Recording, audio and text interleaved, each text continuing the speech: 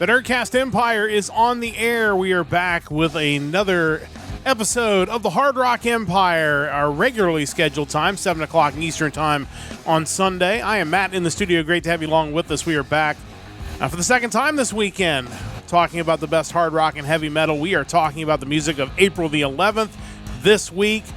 Really excited to get to some more new music, some more really awesome music this week on the Hard Rock Empire. And if you haven't checked out yesterday's episode, you can still do that. Of course, it is available on demand on both Twitch and on YouTube, so definitely check that out.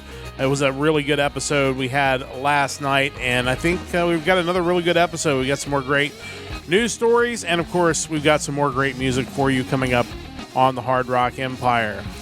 Joining me in studio, as always, is Mike. Mike, how's it going? It's going. Really good week this week. Kind of feels like a shorter week because we kind of had two of them jammed together. But the amount of just quality music for the 11th was really impressive. And I'm going to have some difficulty, I think, pulling a couple additional songs for the inevitable YouTube short. But I look forward to trying to figure out what I want to choose for that. Yeah, I think there's a lot to choose from. And again, when we get to the new music, as we do each and every time we do this, I will post the playlist that Mike has put together, and I definitely encourage people to go through there. There's definitely more good acts on this playlist, I think, than the ones we have chosen, but in the end, we do have to narrow it down to 4, so I think we've done a really good job of doing that, but at the same time, I think there's really a lot of good stuff on there, so definitely check that out when we post that playlist coming up in a little bit. We got news headlines to get to first, and it was a little bit of a challenge to find 6 unique news stories for a 24-hour period, but we were able to do that. And we're going to start off with an album that just kind of got my attention just because of some of the names involved in it. And it's news from Blabbermouth that original Kiss drummer Peter Criss is going to be releasing a rock solo album coming up in the fall. It'll be produced or co-produced by Barry Pointer. And he will be joined by Billy Sheehan and Matthew Montgomery and John Five, Mike McLaughlin, and Paul Schaefer, of all people. And those of you who might be a little bit older and remember Late Night with David Letterman and The Late Show with David Letterman, remember Paul Schaefer as his band leader. And, you know, he's a guy that's an incredibly talented musician, and maybe you just don't see him show up as often on rock albums, but yes, he's indeed going to join in on this album, and really interested to see what this sounds like. A lot of really good people involved in it, so I think there's some potential for this to be pretty good. Yeah, I always interested to hear Paul Schaefer participating in what is just a popular music release. Obviously, Billy Sheehan, John Five, both legends, so always interested in work they're doing. I'm kind of surprised that not just Peter Criss, but just all the members of Kiss or former members of Kiss, that they haven't done more music just in general over the years. When you look at his discography, it's, he was kind of out of Kiss by 1980 and did a couple things, but nothing really regular or, large scale, it felt like. I think that's kind of weird. And obviously Kiss, with the remaining members, have kind of been in and out of retirement numerous times and have released a couple albums, but, even if you don't plan on touring anymore, you're kind of surprised they didn't write more music just in general, and certainly that's the case for Peter Criss as well. Yeah, it's a little surprising. I mean, like you said, he's been out of the group for a long time, and you would think that, we see it all the time. These guys leave big bands, and they go on to do their own thing, even if it doesn't turn out to be maybe as popular as the band they came from. They usually kind of stay involved in music, and he's one that, for whatever reason, didn't do that to maybe the same degree that some other musicians have. But yeah, I mean, there's a ton of talent on this album, and if I didn't know better, I would think Frontiers was backing this because it feels like something that they would get behind. But you just think that there is an appetite right now, and we see it on these podcast every week, that there's a lot of classic rock being made, whether it's made by guys who have made a ton of classic rock like these guys, or younger guys that are going back and making music that sounds like music that came from the 70s and 80s. And, I think if there was ever a time to put together a venture like this is probably the perfect time to do it. Yeah, absolutely. And it's kind of funny because I feel like for so many years, Peter Criss was kind of like the maligned member of Kiss, whether it was being made fun of on Family Guy or just kind of in general. Like when people talk about the drummers that have played for Kiss, he always kind of seems like, despite being the original, kind of like the other guy. Like it's kind of unfortunate, but yeah, I'm kind of anxiously awaiting to hear what this sounds like, just given the star power and again having Paul Schaefer involved just seems really wild. Yeah, a guy who's clearly very creative, so I'm curious to see kind of what his role is in this. And they're talking about a fall release for this album, so I'm sure that it will come across our desk again as we get a little bit closer to the fall and when this comes out, and we'll certainly let you know when we start hearing some tracks from it, and we'll certainly take a look at it once it is released. But definitely a kind of an interesting album that will be coming up, and a lot of big names involved. Speaking of big names and classic rock legends, more news this week on that front as Alice Cooper reuniting with former bandmates for their first album in 51 years, The Revenge of Alice Cooper. This feels like something that's a long time coming, and it's great to see that it is actually happening. And I know you've had a chance to listen to a track off of that, I believe, and just curious to get your thoughts, because this to me is really cool that they're actually doing this. Yeah, absolutely. It kind of feels like in the past several years, Alice Cooper in his solo work has kind of started veering a little closer to classic Alice Cooper in general. He is right up there with Ozzy as far as people who have been able to kind of sell out and reinvent themselves numerous times over and get away with it without any real repercussions. They can bring in writers and nobody seems to mind, and it's worked well for them. But yeah, I listened to the first single that's popped off from this. What was it? Black Mamba, I believe was the name of it. Yes. And I mean, it sounds like what you'd expect from the Alice Cooper band. Not Alice Cooper, the solo artist, but the actual band Alice Cooper. It feels very 70s rock, maybe even a little psychedelic in times. But yeah, it's really cool. They basically brought in all the living members of the band. So you have obviously Alice on vocals, Michael Bruce on guitar, Dennis Dunaway on bass, Neil Smith on drums. They even actually, Glenn Buxton, one of the other guitarists, passed away in 1997, but they actually have a riff that he wrote with Dunaway that they were able to take and use for the new album. So even the classic guitarist who's been dead since, almost 30 years now. Yeah. They were able to incorporate sounds that he created for the album, so obviously that's really cool too. I read the comments under the YouTube video, and a lot of people are excited about it just because it feels like a return to form, kind of before Alice was a person and Alice was just a band. Yeah. I think there's definitely an appetite for it. I think if you're someone maybe more like me who, when I think of Alice Cooper, the stuff I enjoy is more kind of the hair metal Alice Cooper or new metal Alice Cooper from the 80s and 90s, early 2000s. Maybe it's not necessarily your cup of tea, but really cool that so many members are still able to participate in this and they're able to still do this while they can. Yeah, 100%. And, I just kind of, someone who has just found a way, as you mentioned, to just continue to be relevant all these years. And I go back to a friend of mine that I went to when I went back to school at NKU back in the middle of the last decade. A friend of mine who we occasionally run into at anime conventions was a huge fan of Alice Cooper. And it's like, this is clearly a younger generation of people who are still getting into Alice Cooper all these years later. And that is refreshing in a lot of ways, considering how much music out there maybe isn't my favorite that is popular. But it's great to see that great music does last. And, I am really curious to see what this album's going to sound like. I think you're right. Based on that first track, I think you kind of get the feeling it is going to be a return to that early 1970s sound that the band had in their first few albums before they split up and kind of went on their own ways. I think there's something kind of timeless about Alice Cooper, the performer. I think even if you're not necessarily a huge fan of 70s rock or hair metal or what he's done throughout his career, when you look at like how many tours he's done with Rob Zombie, it's like they put on this kind of show that I think will draw people in who maybe you come for the show, but you find out you actually really like the music. I think that there's something that's always relevant about that you're going to be able to get people from any generation to, maybe they were influenced by older siblings or parents, but they see the imagery, they hear the music, and it just kind of works no matter how old you are. I think Alice Cooper's done a really good job of doing the festival tours as well. You know,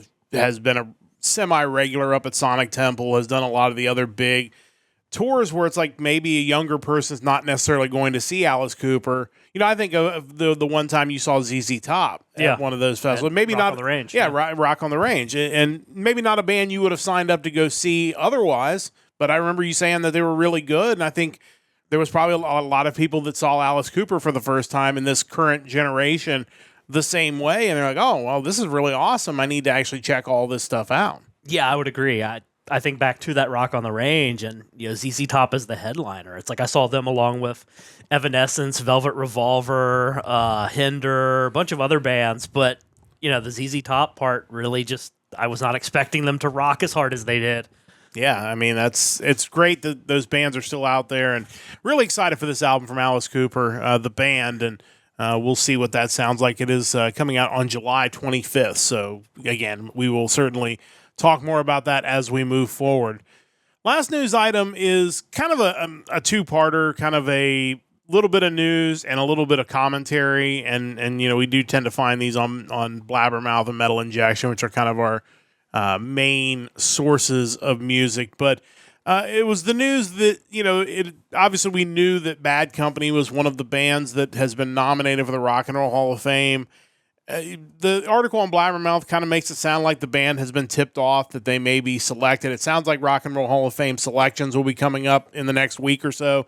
So we should find out who's going to get in. And I know, Rock and Roll Hall of Fame is a divisive topic because of what they've chosen. But for the bands that do get in, it is still a big deal. And, I think the one thing about this article is there's a lot of bands mentioned in the article that also should be getting nominated, but still haven't. And I think it just continues to have those hard feelings. But it'll be interesting to see who ends up getting selected when those announcements are made, I believe this week. Yeah, I think kind of the key takeaways from the story, and they mention it, is like Bad Company hadn't been nominated up until this point. Yeah. That seems really insane to me. They mentioned the band Free, who also is not in the Hall of Fame.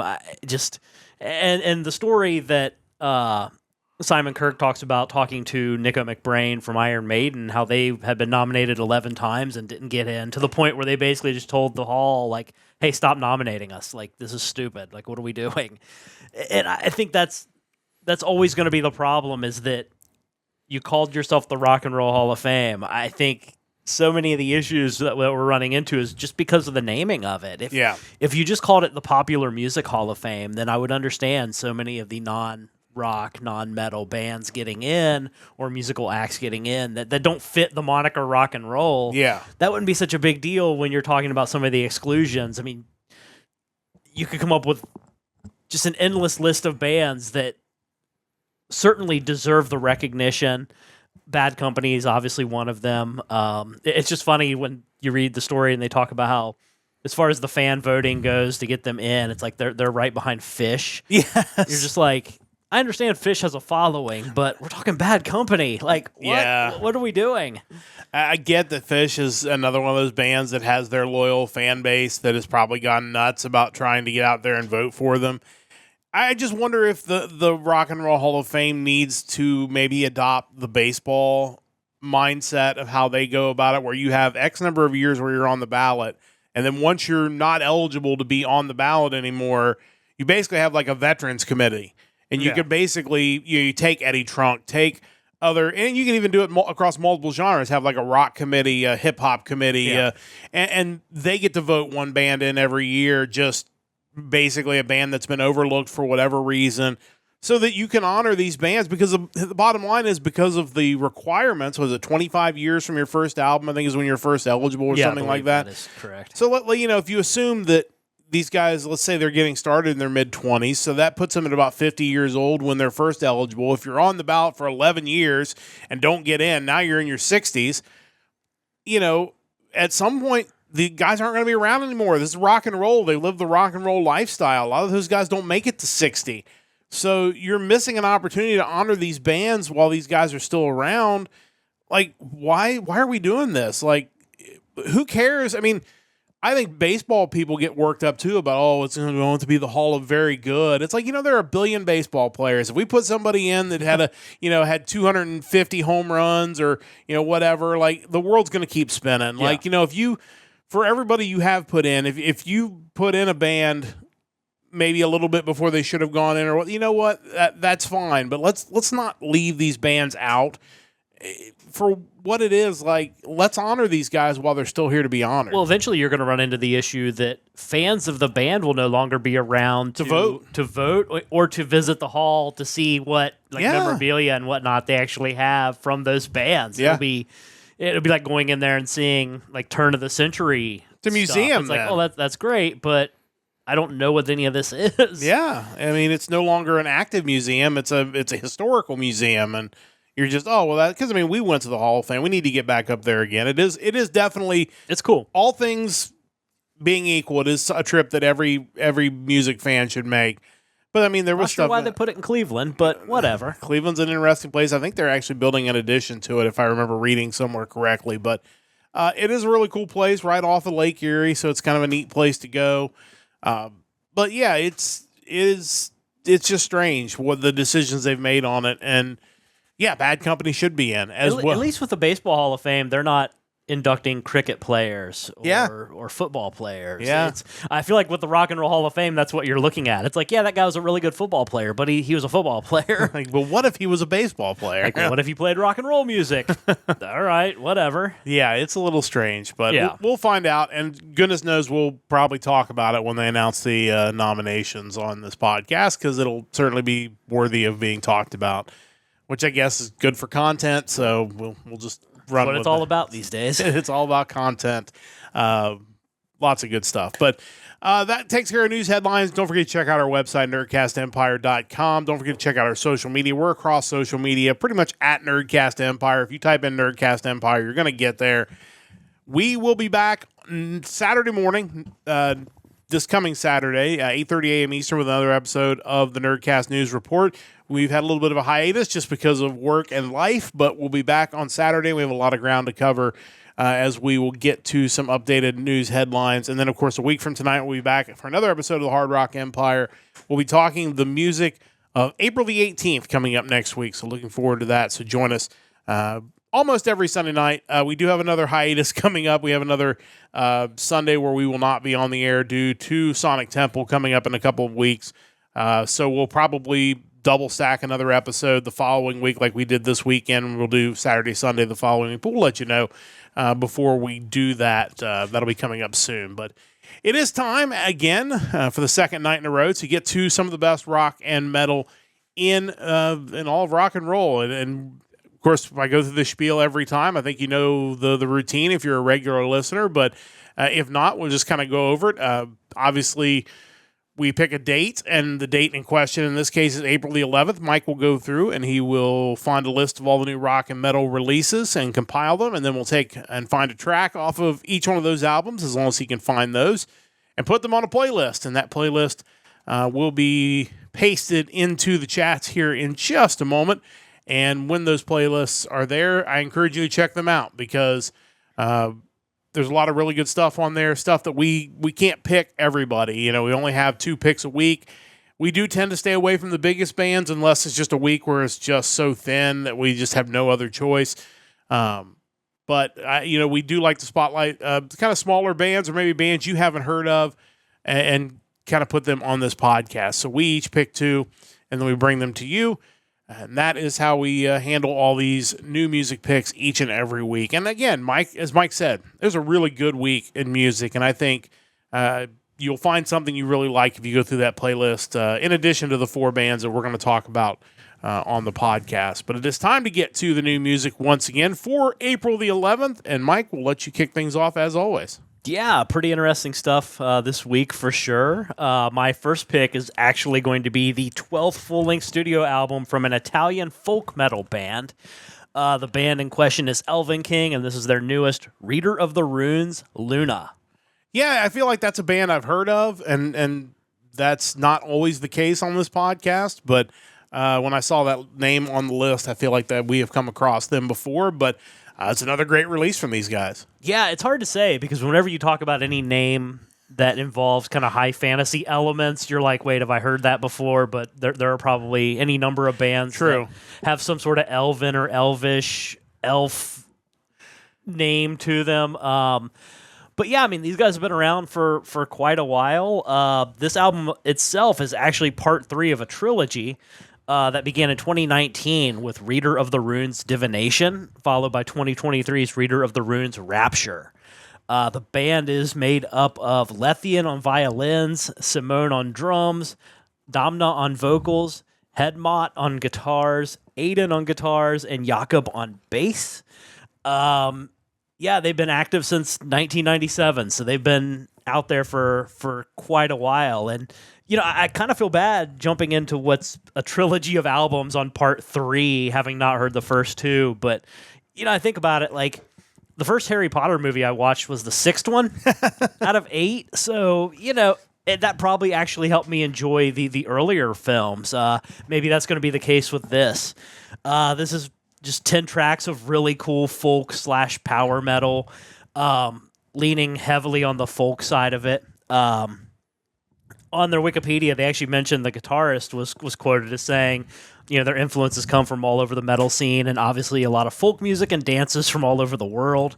For the metal side, they mention some of the bands that are influences on them, including Skyclad, Blind Guardian, In Flames, Soilwork, Halloween, Merciful Fate / King Diamond, Annihilator, Cradle of Filth, and Dark Tranquillity.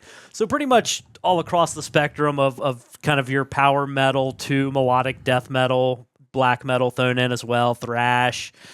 Can't go wrong with any of that. Like I mentioned, a lot of folksy elements to this album, which is kind of cool, especially considering the other choice I had for this week is very much not like that. It is straight up power metal. As you go through the tracks, you know, a lot of them are very, very folksy, but then you have something like, what was the track? On These Haunted Shores, which is just straight up heavy from the word go. You have the track Storm Carrier, which features Matthias Lillmans on vocals, along with the lead singer of the band. I'm guessing he's the one that provides kind of the harsh vocals, because you don't get them on every song, and they're very prominent on Storm Carrier, but that's still a really cool thing.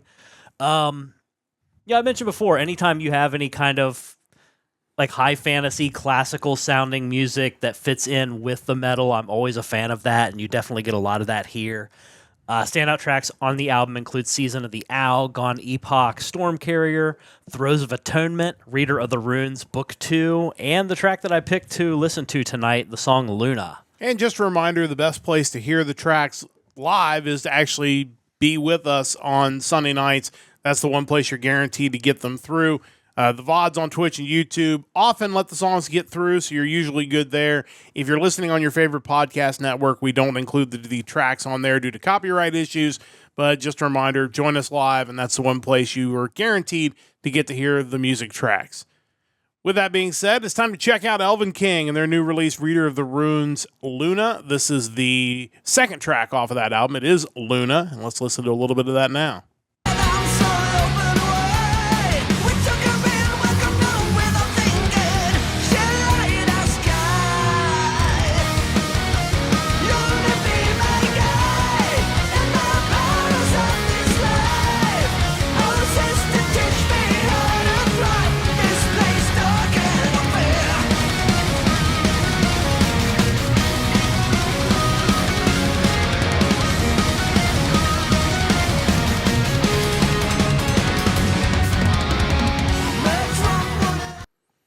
Yeah, good stuff from these guys. Really enjoyed the track on the playlist. It was one that I had marked for a re-listen, and ended up not getting back around to the whole album, but I definitely would like to check it out. But yeah, I mean, they've got a great sound, and it does make you kind of curious what the other two albums sound like as well, to be able to get the full picture of the story. Yeah, absolutely. I definitely want to go back and check them out, as I seem to be picking kind of concept albums lately, and I need to keep up with the story. Yeah, for sure. We're always down for concept albums. If you got a good story, it makes it even more enjoyable. So check out Elvenking, and the third of a 3-album trilogy this week. And go back and check out the other 2 albums as well.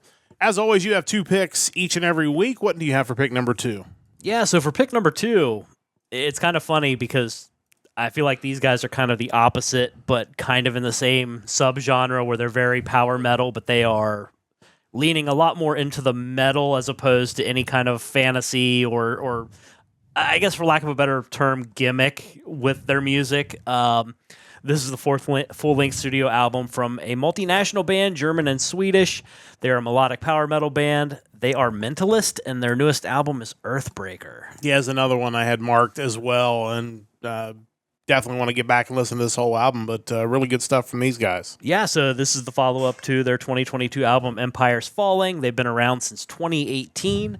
Band consists of Florian Hertel on bass, Toman Stauch on drums, Kai Stringer on guitars, Peter Moog on guitars, and Rob Lundgren on vocals.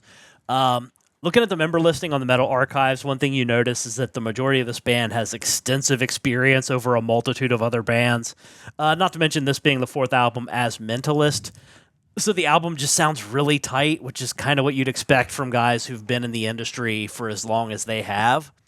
I mentioned Elvenking's heavy folk influences on their album. Mentalist is definitely more power metal, with a touch of kind of neoclassical flair. It kind of sounds like Symphony X at times when you listen to it, which is never a bad thing. It's fast. It's got some ridiculous solos. You know, when trying to think of other ways to describe what their sound was, I started looking up reviews, and I found one from metalrules.com, which I think explains it pretty well, if not maybe in a way that's demeaning to other bands. They said, Earthbreaker is perhaps remarkable for what it does not include. It does not have a gimmick, superhero costumes, novelty cover tunes, female singers or orchestras, or goofy lyrics about dinosaurs, ninjas, pirates, or Vikings. Mentalist plays straight up full-on metal, not unlike perhaps Persuader, Savage Circus, or Fraternia. It's almost refreshing these days. And yeah, that's kind of how I'd put it. Like, it's very much just Symphony X style power metal, really great vocals, blistering solos. It's not trying to find some niche somewhere else. It knows what it is, and it does it really well. Standout tracks on the album include March on Legionnaire, Lord of the Wasteland, Monkey King, Together as One, and the track that I picked to listen to, the title track, Earthbreaker. Let's check these guys out now. This is Mentalist and their new album, Earthbreaker. This is the title track, track number 2 on this album. Let's listen to a little bit of that now.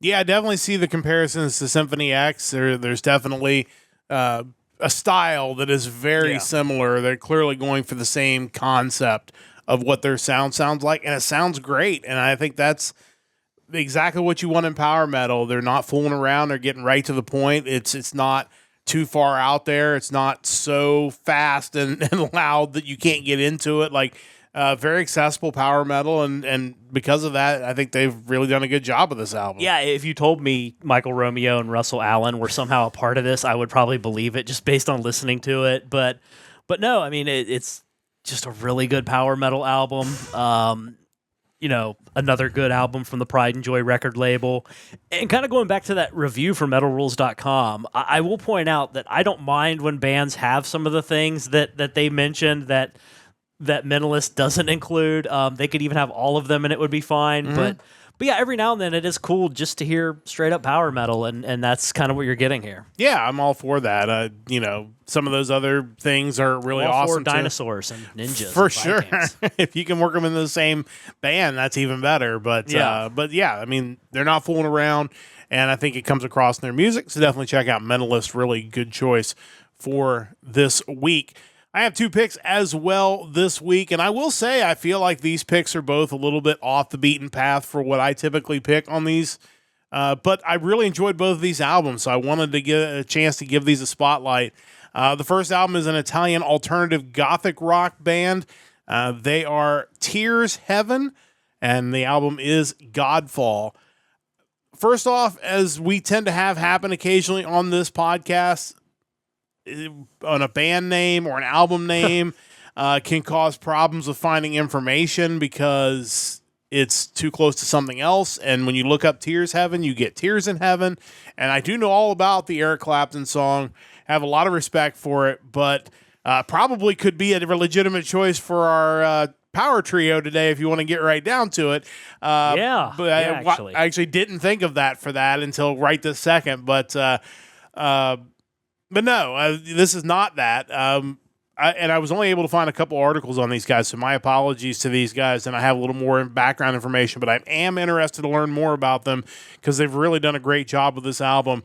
The note I saw was they are led by the enigmatic personas of Atlas Heaven, Jericho, Legion, and The Priest.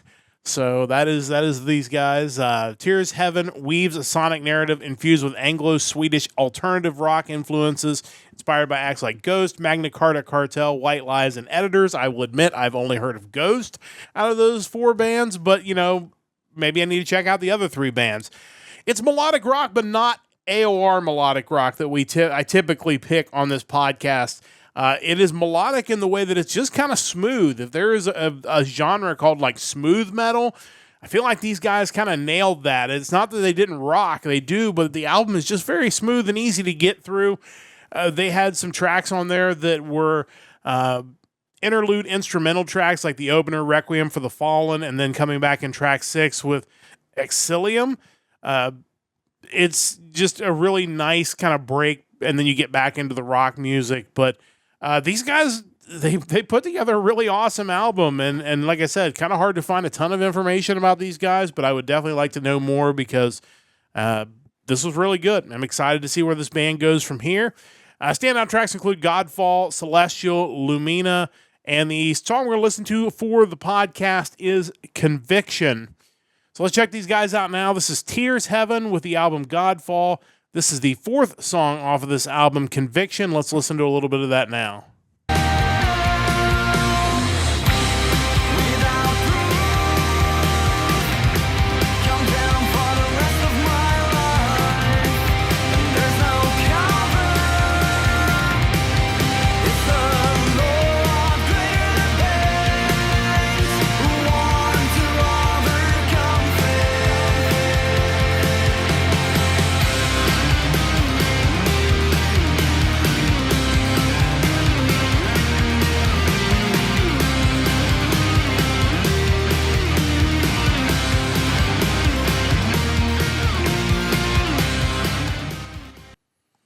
But yeah, just a really smooth metal. I mean, just melodic, but not necessarily an AOR type melodic. It was really enjoyable. It's a very easy listen. 44 minutes for 12 songs, so you get through it pretty quickly. But definitely interested in knowing more about this group. Get a website up. Try to get a little more information that I can find because this was really good stuff. Mike, your thoughts on these guys? Yeah, they were one of many acts from this week that I thought were different, but I wanted to hear more. They were close to something I would typically listen to, but not being dead on.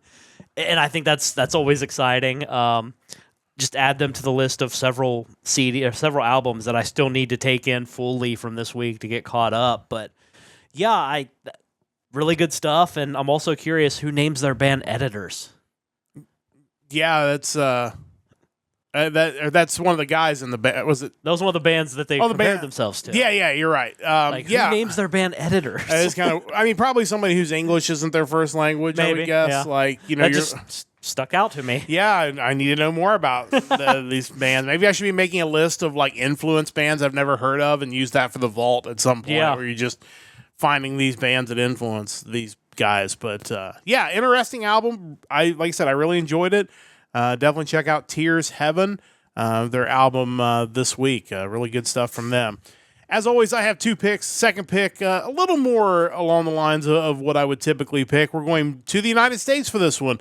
As a heavy metal band out of Philadelphia, They're originally from New Jersey. They list Philadelphia, Pennsylvania on their Bandcamp page. Formed in 2003, this is High Council with the new album release, Cruel and Unusual. First off, these guys got a great look. If you check out their social media page, if you check out their videos, definitely kind of playing off the High Council type imagery. This is their second full-length album, but they've also released 5 EPs dating back to 2005, so really have more gone the EP route. This is their second time they've actually gone full-length. A little bit of new wave of traditional heavy metal with these guys. Also some epic doom metal and just some straight-up heavy metal. The band is Bob Saunders on guitars and vocals, Steve Donahue on guitars and vocals, Lou Domenico, Domenico on bass and keyboards, and Greg Wolfman Vegas McKeever on drums. Anytime you have a band that has elements of that folk style, Mike talked about it with one of his picks, you do want to make sure they don't get too far out there where it just gets kind of crazy, but these guys didn't do that. For every part that has kind of that folk undertone, they really have a metal bass underneath it, which I really felt like kept the thing just kind of grounded in metal, which is really good. A lot of wide range of sounds on this one as well. A great variety, and it made the album, again, really awesome to listen to. Definitely curious to hear more from these guys who have been around for a while. Another band that's been doing it for more than 20 years, but this is a really, really good release from them. Standout tracks include Cruel and Unusual, Liberator, Jackal, and the song that we're going to listen to on the podcast is To From Whence. So we're going to listen to that one coming up. It is the third track off of High Council's new release, Cruel and Unusual. It is To From Whence. We're going to play it from the beginning on this one, and let's check a little bit of this out now.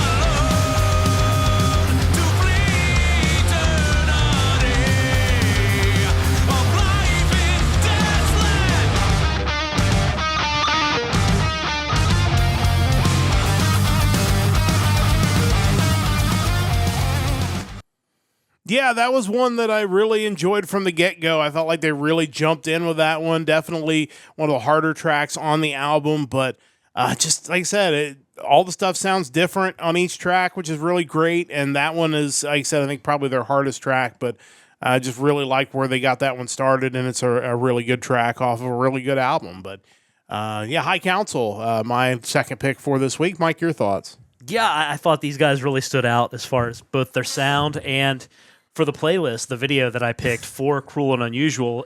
It just shows that they clearly don't take themselves too seriously, which I think is always a plus.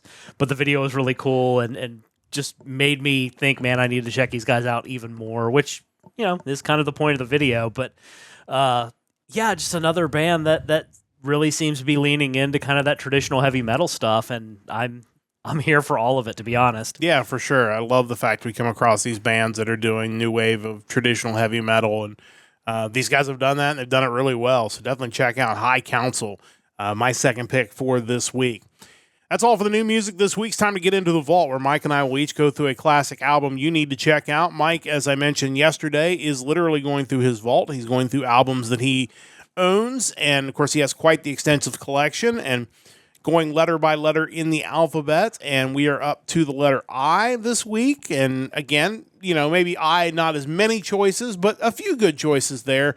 What do you have for the letter I? Yeah, I think I is not a bad letter. There are a few bands that I have a decent collection of from that letter. The first time around, going through the letter I picked an album from Iced Earth, their 2011 album Dystopia.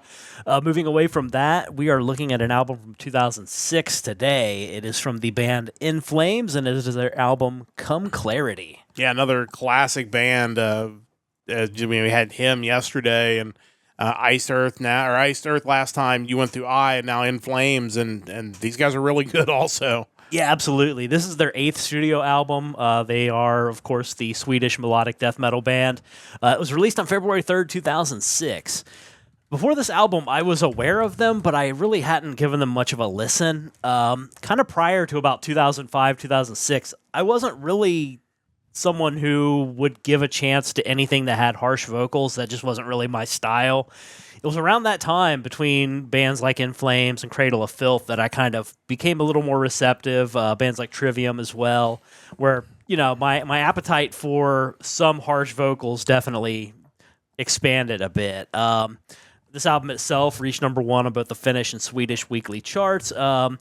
It charted on the U.S. Billboard Top 200, actually up to 16 on the U.S. Top Rock Albums Billboard chart, which is pretty impressive for In Flames. The band itself dates back to 1990, formed by Jesper Stromblad, and was one of the 3 bands that kind of pioneered Swedish melodic death metal, along with At the Gates and Dark Tranquillity, who we've talked about before. Michael Stahn from Dark Tranquillity was actually even the lead vocalist for In Flames a few years, kind of in the early days from 93 to 95. So they all kind of coalesced at the same time together, but they definitely took that death metal and infused it with kind of that European melody sensibility that you hear in so many European bands, and created something that was just unique and a lot more palatable for someone who isn't into more the extreme black or death metal stuff, which I would definitely say is the case with me. It helped too that around the time this album came out, I got to see them live, and that was a really cool experience. One of the tracks from this album ended up being on Guitar Hero 3, which is never a bad gateway to build more fans. Obviously, we've seen bands like Dragon Force become kind of huge off of Guitar Hero, and anytime you can get your song on a video game, that's never a bad thing. It's another band that still is going on to this day, despite not having any original members left, although Bjorn Galat and Anders Frieden have been around since 1995, so they're certainly tenured members, if not original. Standout tracks on the album include Take This Life, Leeches, Dead End, Come Clarity, Crawl Through Knives. I think if you're not necessarily into some of the more extreme metal, this is definitely kind of a good entry point, where you still get some clean vocals. You get a song like Dead End has a female vocal in it as well, which is really good. And you get the melody of the music, which is something that to me is necessary if you're going to do the harsh vocals, because you have to have something to kind of retain the musicality of the album.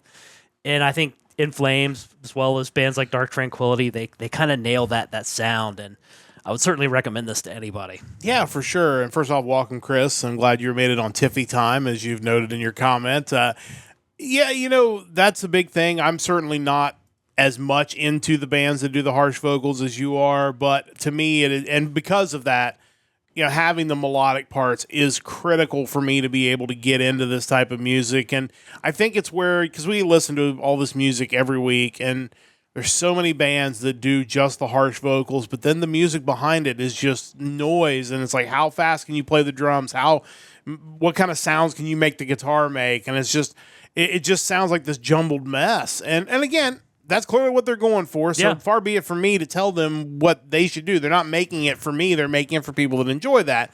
But I'm never going to enjoy that kind of music. Like, you're going to have to find a way to get melodies into it to get me in the door. And I think, bands like In Flames, bands like Dark Tranquillity did a really good job of that, to bring that baseline melody into it so that the harsh vocals don't overpower the song. And sometimes with these new bands, it feels like a competition between the harsh vocalist and the rest of the band to try to see who can make the most grating sounds. Yeah. And this is instead a balance when you have that. And I think that's what everybody should be going for is, either you have harsh music and melodic vocals over the top, or you have harsh vocals with melodic music. But if you do both, it just doesn't work out. But these guys have always found a way to kind of walk that balance, and that's why they've had so much success in their career. Yeah, absolutely. A really enjoyable band. Definitely check these guys out.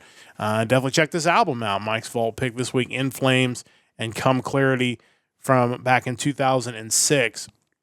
I am, of course, continuing through the vault.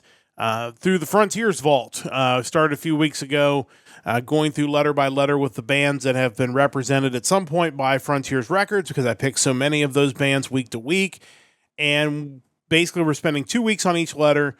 I'm picking a band first week. The second week, I'm putting the remainder of the bands with that letter from Wikipedia into the randomizer and then having it spit out a band. I'll be honest, this was the second pick from the randomizer this week because the first one was a band I could not find any information on, could not find an album on their streaming, so we had to punt that one and we went to this one. This is a progressive heavy metal rock band from Stockholm, Sweden, formed in 2008. It is Crash the System. And this is their one and only album. Unfortunately, The Crowning, they came out in 2009. They were signed to Frontiers. There is a press release, if you can find it online. The best part about the press release is the addresses at the end of the press release are to MySpace. Instead of the website. There's a website, but there's also MySpace links, which is always really cool. And just a reminder that MySpace was kind of still around there in 2009. And that's clearly where Frontiers was releasing their music. So that's kind of wild. This is their one and only album under Frontiers. I don't know if they've gone on to do other stuff. Not that I can tell. This is a project that came together as a collaboration between songwriter Soren Kronquist and drummer-producer Daniel Flores back in the fall of 2008. And as so often is the case with Frontiers, they find a band, they're like, hey, what if we give you 3 or 4 of our vocalists to sing on this? And that's what they've done. You have Goran Edman, who we've talked about many times on this podcast, of course, with Brazen Abbott. He used to be with Yngwie Malmsteen. You have Mats Levin, who was also with Yngwie Malmsteen, also with Infinite Mass. Thomas Vikström, Talk of the Town and Candlemass. And Bjorn Janssen with Ride the Sky and Tears of Anger. So, yeah, I mean, they bring in those vocalists to these talented guys. Really, really good stuff. The album is really good. You definitely get the 80s vibe. That's clearly what they were going for here. It's 45 minutes for 13 songs, so you just get through it really fast. It's feels like, and we don't know exactly what the business model is for Frontiers, but it feels like they at times have just basically put these bands together and then they release an album and it either takes off or it doesn't. And, then they just, if it doesn't really take off, they just go their separate ways and they go to work on something else. And it kind of feels like maybe that's what the situation was here. Again, really good album. Definitely encourage you to check it out. You can still find it streaming, which is great. But, as far as I know, no new music from these guys, although they still do have a Facebook page. So maybe there's hope someday that they will release something new. Their MySpace page is also still up. Just add them to your top 8 on MySpace, and who knows? Maybe something big will happen. Standout tracks include Fight Fire with Fire, All Because of You, Mysterious, and Enough of Your Lovin'. But honestly, this is such an easy listen because it is just melodic metal. For 45 minutes, you can't go wrong. If you like this type of music, you're going to dig this album. But it is, really more so than asking your opinion on these guys is just the Frontiers model. And I have a feeling this is not the last time we're going to see this situation where you have a band that was basically put together for 1, maybe 2 albums, and then they just kind of disappear because they served their purpose and then they just kind of moved on. Yeah, I kind of wonder how that works because, we've seen in the past where they have 1 or 2 kind of house writers that do a bunch of albums with them. And I just wonder if that's the case where they just contract 1 person or 2 people and it's like, okay, here's the budget, go find guest musicians to fill out the ranks. You can do the writing, you can do the producing, all the other elements of it, and we're going to have an album. And maybe earlier on when they didn't have the depth of roster that they have now with the bands they have signed, maybe that's just a way to get more material out there and kind of get your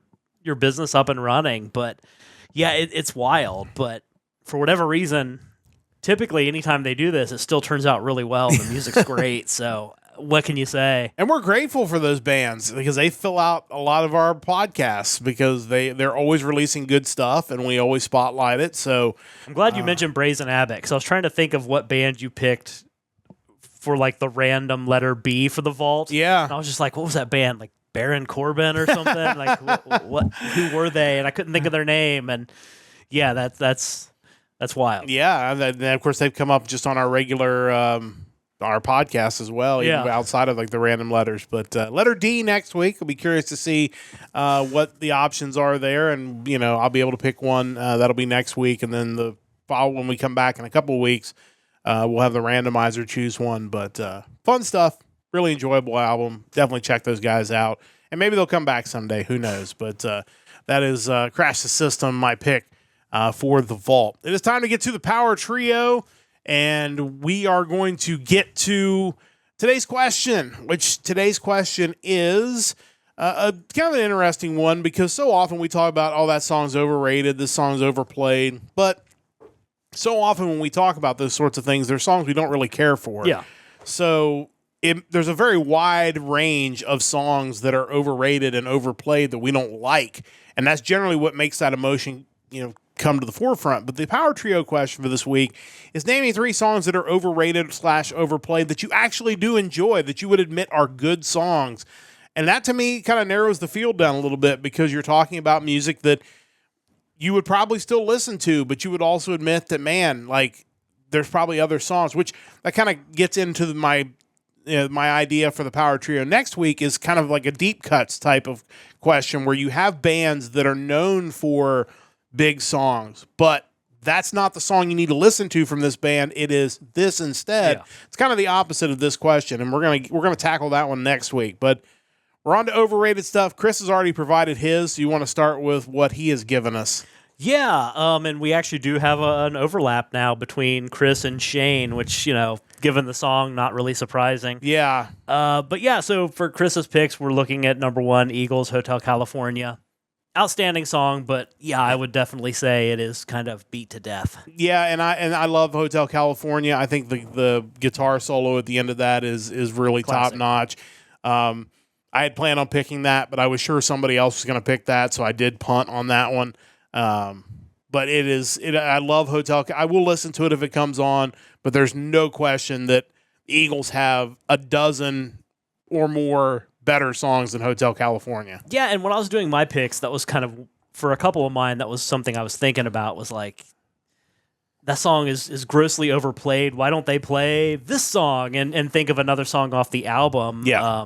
For my number 1 pick, that was kind of the obvious direction I was going with it. But you think of like the Hotel California album. So many great tracks. A New Kid in Town, Life in the Fast Lane, Wasted Time, Victim of Love, Pretty Maids All in a Row, Last Resort. Like, that's an amazing album. Yeah, it really is. That album is as underrated as Hotel California is overrated. Yeah. Like, Wasted Time has always been one of my all-time favorite Eagles songs. It's right there with Last Resort. I mean, that's 2 of my favorite Eagles songs on the same album. Great songs. But yeah, Hotel California, can't argue with that pick. That's pick number 1. So his number 2 pick is the overlap. Okay. We have Queen's Bohemian Rhapsody off of A Night at the Opera from 1975. I mean, there's another album that, when you talk about great albums that have great tracks, yeah, Bohemian Rhapsody, obviously. I'm curious. Like, was there an inflection point with that song with Wayne's World? Would that song have been as overplayed, as overrated? Because it felt like Wayne's World brought that song back into the popular sphere and really took it to another level as far as being played on classic rock radio. I think Wayne's World made it for something that you didn't think about back then. It made it meme worthy. Yeah. I think it gave you this visual of them headbanging in the Mirthmobile. And I think that gave it legs and I'm sure it probably recharted when Wayne's World came out. Because, I mean, we're talking about a song that when Wayne's World came out, probably 1990, the song was already 15 years old. Like, it definitely gave it new legs for sure. And again, it's an amazing song. But, man, you look at Night at the Opera and think of some of the other tracks from that album. Yeah.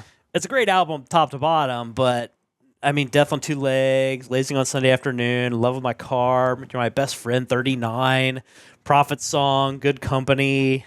Just a lot of tremendous songs on that album. Good Company has always been one of my favorites because it's so different than so much of the other stuff they did. It feels like it's dropped out of another time and place. And obviously, it's a Brian May song. See, I feel the same way about a song like 39, Yes. which is also a Brian May song. And maybe that's why. Maybe Brian May has such a different vocal style, different musical style. I'm in Love with My Car, Roger Taylor. Yeah. Totally different sounding. For sure. That's a great album. And again, Bohemian Rhapsody is great, but I would 100% agree it is overplayed. And his third pick, I would agree with as well. We have Skid Row with the song 18 in Life off of their self-titled debut from 1989. Skid Row has a lot of great songs, and that self-titled album was great, but it did kind of lack the teeth that they developed on their follow-up Slave to the Grind. Yeah. And it's funny, a lot of people lately have been really talking about Subhuman Race and kind of giving it a lot more props than it got when it first came out, which that was certainly heavier, but started trying to maybe drift more into like an alternative or grungier space. Ultimately, I think as far as hard rock metal album, Slave to the Grind is their best work. But yeah, the self-titled 18 to Life is a great song. Obviously, I would maybe argue that I Remember You might also be overplayed and overrated, because that one was certainly a huge hit as well. Some of the tracks off that album, though, that I think were really good and maybe didn't get the love they deserved. Big Guns, Can't Stand the Heartache's a great song. That's a great song. Piece of Me, Here I Am, Midnight Tornado.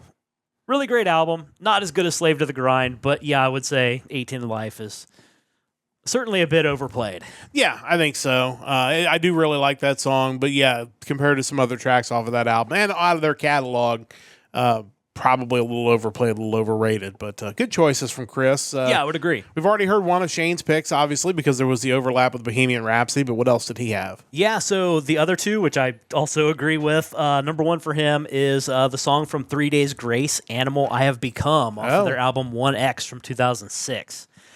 That one's interesting because I feel like there are several songs off that album that were all overplayed at that point in time. That album was huge. You had some of their other songs like Pain, Never Too Late, Riot, which I felt like were constantly on the radio as well. Good album, good song, but yeah, just it was kind of beat to death for sure. Yeah, that's definitely one that I can agree that it's probably a little bit overplayed. The other one is definitely overplayed. I would even argue that this might be, looking back on their career now, probably certainly the biggest hit they had, maybe the only real like lasting hit, and that is the song Bodies by Drowning Pool from their album Sinner from 2001. Yeah, I can't even argue with that. Like, no. Again, that song still pumps you up when you hear it, but man, it was lightning in a bottle for these guys because none of their other songs even come close to like the level of Bodies. No. And obviously, unfortunately, their lead singer did pass away prior to the second album, I think, or the next album after this. But yeah, the song Bodies was the theme song from the 2001 SummerSlam for WWE. It was the theme for WWE's ECW from 2005 to 2008, including the One Night Stand events from 2005 and 2006. One thing I didn't realize looking at Wikipedia on this, and it makes sense even though in hindsight you're like, come on. I guess it was actually taken off the radio for a while in 2001 after the 9/11 yes, let terror the bodies attacks. hit the floor. Yeah. Yeah, I remember that. Yeah, I forgot that they actually had done that, but not surprising by any means, but yeah, definitely still an overplayed song to this day. I wish I had saved, because there was a list that was going around because I was working at a radio station in 2001 of songs that like we can't play this one for a little while. Like it's kind of not good at the moment. People were very sensitive, so it did come back, and evidently it came back a little too much because it is ended up on our overrated, overplayed list. But good choices as well. What have you got? Let's see. We have avoided overlap so far, but this could be a good day for it. What have you got for your three? Yeah, so starting out with mine, a great song, but man, every time I hear it on the radio, I think, why am I hearing this again? Paradise City by Guns N' Roses from the album Appetite for Destruction from 1987. Yeah, when you think of all the great tracks Guns N' Roses have, and that's the one, like, that to me is like when I close my eyes and think of this track is on WEBN, like that is a radio track if you've ever heard one, and it has absolutely been run into the ground. And this is the one that, I was looking at the track list for Appetite for Destruction, and it might be my least favorite song on the album. Got Welcome to the Jungle, It's So Easy, Night Train, Out to Get Me, Mr. Brownstone, My Michelle, Think About You, Sweet Child of Mine, You're Crazy, Anything Goes, Rocket Queen. Tremendous album. Yeah. From track 1 to the end, but I kind of feel like Paradise City, it's to me, it's the song with like the least amount of teeth. Like it's the least like aggressive on the album, and man, they really played it to death. Which is probably why it got played to death, because it is probably the most mainstream song on that album. I mean, yeah, it's not maybe to the level of Sweet Child of Mine, but it's like that is kind of the ballad. Then everything else you got, I don't know. This one just feels like stadium rocker, and I guess that's why it was such a big deal. But yeah, just totally agree. Yeah, like they have like you said, that album has so many great songs on there. If we're gonna have a duplicate, this will be the one. Okay. Number 2 for mine is the song "Don't Stop Believin'" from Journey. Yeah, we could have, but I did not pick that one. From their album Escape from 1981. I that's one that I probably should have picked, because it is definitely overplayed, and unfortunately, it's another song that became popular in pop culture. Was it Glee or something might have done it? That was one of the instances where it kind of was. The Detroit Red Wings used it a ton, and sports teams still use it. It's still popular because people sing along with. It's like Sweet Caroline, which also could have been on this list, and I didn't pick it, but that's another one that's probably overplayed. But that's Journey has so many great songs, and another really solid song. I love it. It's a great song. But for whatever reason, when people decided it was okay to like Journey again, because there was that period of time where you wouldn't really admit that you liked 70s arena rock bands. Yeah, that just wasn't cool. Once we all decided it was okay to be a Journey fan, it was like the universe picked "Don't Stop Believing" as their greatest song of all time, and they just threw it at you from every possible angle. They have if you look at their greatest hits, so many better songs. Yeah. Even with "Don't Stop Believing" being great, there are better songs out there. Like, can we diversify just a bit? Yeah, totally agree. That definitely should be one. That would have been an omission from this podcast if one of us hadn't mentioned that one for sure. So for my number 3 one, this one, I feel like this one gets unnecessary credit where it doesn't deserve it. The song is "Smells Like Teen Spirit" from Nirvana.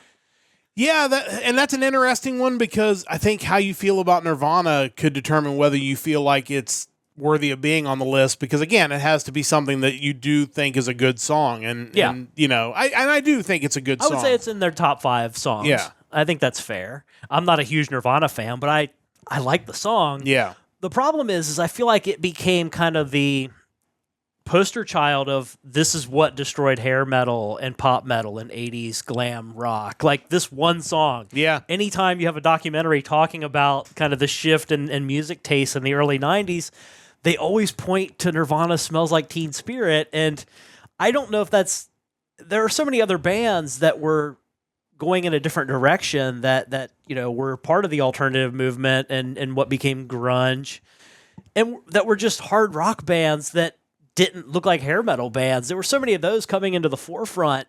Sometimes I feel like this song got overly propped up as like the big one that changed the universe. And again, it's a good song, but I think maybe it's a bit blown out of proportion. And I think MTV had a lot to do with that, because that video for that song played almost on endless loop for a good, probably solid year or two on MTV. And I think that also was part of it, because it was taking the video airtime, because at that time MTV, did kind of drive the popular opinion, and they were taking the video airtime away from those bands that kind of disappeared in the early 90s. So I can see why people might mention that almost as taking it personally, because it, in a lot of ways, became the face of a movement that ended up taking all the videos on MTV. Yeah. Who knew that a few years later there'd be no videos on MTV? But at that moment in time, it did feel like a big deal. But yeah, that's for sure. Nirvana does have better songs, and that is definitely, I don't think their best song. I think it is definitely overrated. So we didn't overlap. I kind of that's impressive. Like I said, I wanted to pick Hotel California, but I was sure somebody would pick that. So in its place, I replaced it with "Hungry Like the Wolf" from Duran Duran. Okay. Like, I love that song. Great song. It's a great song. But I feel like it for a while was the one Duran Duran song that got played almost nonstop. And, I was looking to see their album. And, of course, Rio's a great album. Yeah, it is. And that's where I just feel like there are so many other tracks that could have been that big song. And, I don't know that "Hungry Like the Wolf" is the one that needed to be overplayed because, you've got Rio, "My Own Way," "Lonely in Your Nightmare," "Hold Back the Rain," "New Religion," "Last Chance on the Stairway," "Save a Prayer," which is one of my favorite Duran Duran songs, and "The Chauffeur" wraps up the album. But, like I said, good song. I just feel like it's a little overdone. It feels like the one Duran Duran song they always go back to, so that's why I picked it. No, that's totally fair. "We Didn't Start the Fire" by Billy Joel. Like, it's off his Stormfront album.